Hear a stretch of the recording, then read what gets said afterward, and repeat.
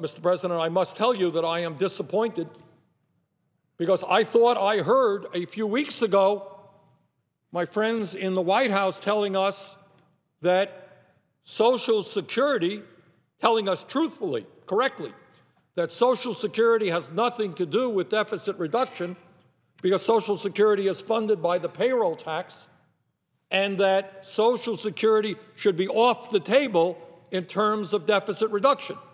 I heard that many, many times.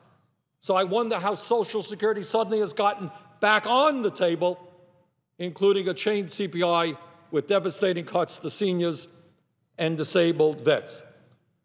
I think we should deal with Social Security. I think Senator Dick Durbin made a good point. Let's deal with it. Let's deal with it separately. Let's determine how, in a fair way, we can make Social Security solvent for the next 50 or 75 years without cutting benefits. I have ideas on that. Senator Begich has ideas on that. Senator Harkin and others.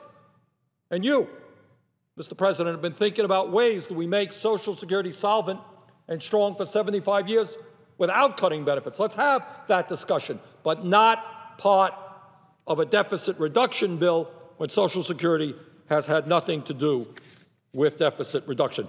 I do not often quote Ronald Reagan, but this is what Ronald Reagan said on October 7th, 1984, and he was absolutely right. Ronald Reagan, quote, "Social Security has nothing to do with the deficit. Social Security is totally funded by the payroll tax levied on employer and employee. If you reduce the outgo of Social Security, that money would not go into the general fund to reduce the deficit. It would go into the Social Security Trust Fund. So Social Security has nothing to do with balancing a budget or erasing or lowering the deficit." End of quote. Ronald Reagan, October 7th, 1984. Reagan was right.